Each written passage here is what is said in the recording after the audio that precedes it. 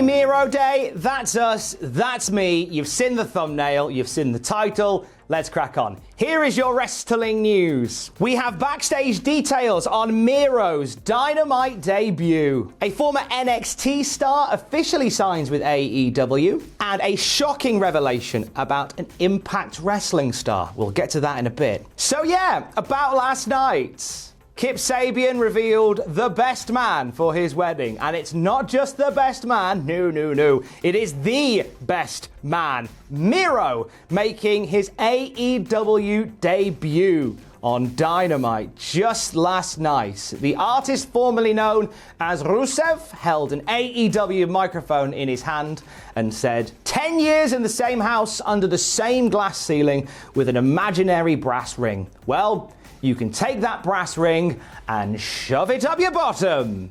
Except he didn't say bottom, he said another word. He announced that he was officially all elite. Now, this is exciting times for Miro. He's been very quiet in terms of what the plans are for his wrestling career, and he's turned back a few potential rumors and innuendos about where he's going to go next, and here we are. And it was revealed on Twitter that Miro is all elite just moments after that, and he took to YouTube as well to talk about his debut, and Miro was glowing as well. Miro, on his YouTube video, said, I'm super excited about everything. Honestly, I'm stoked. Walking out, I felt goosebumps. I came to this country to be a professional wrestler, and now I'm in the best professional wrestling promotion, and that's All Elite Wrestling. There's been about 95,000 people here that I've never worked with. Everyone is so nice here. Everyone's so receptive. Kip and Penelope, congratulations for your wedding. Since I'm going to be the best man, clearly it's going to be the best wedding ever. And if you know me, you know I know a thing or two about weddings. You've seen me have about 4 of them, and that's only the ones that you know. I'm super excited about everything. I'm stoked. You can see the glint in the eye of Miro. You can tell he's glad to be here. Some lovely comments on Twitter as well about the debut of Miro. His wife, Lana, CJ Perry, took to Twitter to say, I've been telling Miro to bleach his hair for years. I'm so glad he finally listened. Isn't he handsome? Yes, he is. Also, she said, I love seeing creative, innovative ideas come to life. Aiden English, Miro's former partner in WWE, tweeted, I'm proud and happy for my friend. Go and kill it, buddy. So what does this deal mean for Miro? What's the plans here? So we understand from Pro Wrestling Sheet's Ryan Satin that Miro is here not just on like a day-by-day deal, akin to like a Matt Cardona. Miro is signed for, according to Pro Wrestling Sheet, over a year. So possibly looking at a multi-year plan for Miro in AEW. In terms of when we'll see him back in the ring, I'm assuming he's good to go. We know back in July he revealed that he had COVID-19, and I know that sometimes that can take quite a toll on your body, and presumably he's at a point nearly where he's good to go again. It's just nice to see him back out there on AEW Dynamite. It's nice to see him genuinely quite delighted to be in a wrestling ring. It was really cool to see. So lots of love for Miro, who made his AEW debut last night. Also, another signing to AEW has taken place in the last couple of hours. Congratulations to Tainara Conti, who was officially signed with the promotion. Ty was let go from NXT back in April during the layoffs, same time as Miro. And there was some disagreement between Ty and WWE for quite some time, so the release kind of came as a relief. Ty had plans to travel the world and go and do as much as she can in wrestling, and it seems like a big part of those plans is going to be AEW going forward. We saw on Dynamite last night something that might indicate that there's possibly some work with the Dark Order coming up. Maybe, possibly. Either way, it's great to see Ty as part of the company. I think she's going to be an asset to that women's division. We also heard from Jon Moxley on AEW last night. We discovered that Moxley is going to be defending his AEW championship against Lance Archer, the winner of the Casino Battle Royale, in a match that will go down next month. So in October, AEW is celebrating the anniversary of Dynamite, and on an anniversary special, it will be Mox versus Archer for the AEW Championship. If they give us even a tenth of some of the rage and the anger and the grit that they gave us in New Japan, I think we're in for an absolute treat. Hey, look, I'll say no more about last night's Dynamite. I will leave that to Jack. He is on AEW Dynamite, graded here on the Cultaholic YouTube channel a little later on today. We head to Connecticut for our next story today. Well, it's not so much a story, it's more an urgent appeal. This is Vincent Kennedy McMahon. Vincent has woken up this morning to the news that he is no longer eligible for the Forbes 400.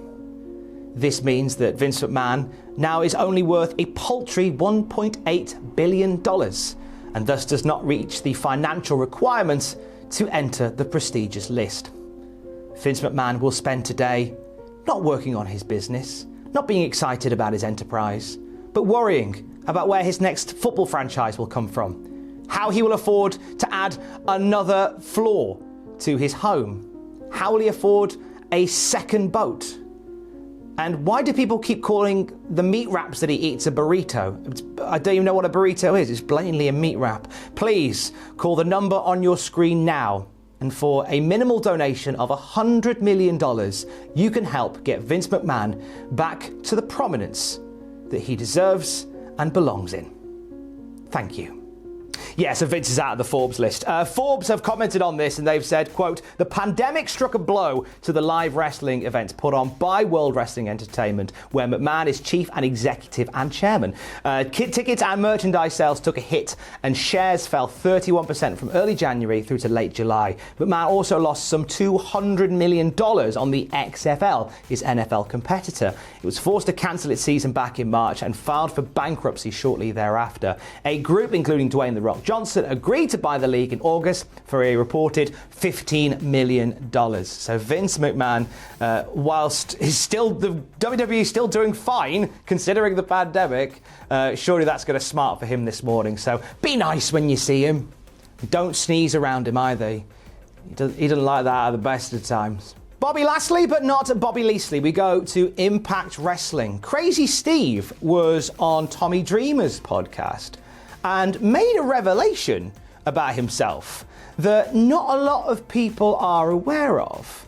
And I wanted to bring it up here because it was certainly news to me, and it's really quite a game changer. So Crazy Steve mentioned on Tommy Dreamer's podcast that he's blind. He said, quote, "I am blind. That's news to some people because as of recently, I just came out advertising it. I'm making that part of the advertisement to Crazy Steve. He is the real life version of Daredevil because I can't see and I'm still able to do what I do. Before that, I never told anybody I was blind because I didn't want that to be part of the thing. I wanted to be known as a good wrestler. I wanted to be known as somebody you can work with and is a cool character and who knows his character and meets the criteria of a wrestler.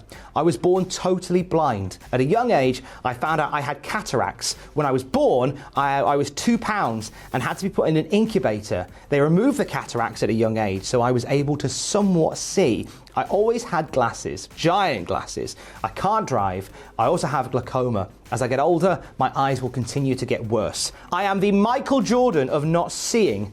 I am really, really good at it." Steve goes on to explain how he operates in a wrestling ring, and he says, "As far as the ring ropes are concerned, I have a lot of trouble seeing them. As it pertains to Impact, their ropes change so often. Sometimes they're really dark blue and they are tough to see. Right now they're red. That's kind of okay. If they are bright and production is good, then that is great. Coming up on the independents, I was in smoky bars and bad rings with bad ropes. I get to the arena early and get in the ring to get a feel for how things are going to go. The way I see, I guess, you can relate to how you see when you come out of a dream. I can see shapes and colours, but to do anything that involves any sort of detail is extremely challenging, even to cook breakfast or find a toothbrush." So you must hear this interview of Crazy Steve on Tommy Dreamer's podcast. It's incredible. I always really enjoyed the work of Crazy Steve, and I think upon hearing that, I enjoy it even more. Like, this guy is really working through a lot, and massive respect to Crazy Steve. Really, genuinely a talented guy, and that just blows my mind. The Michael Jordan of not seeing will definitely be Crazy Steve going forward. Stay safe. Love you, bye.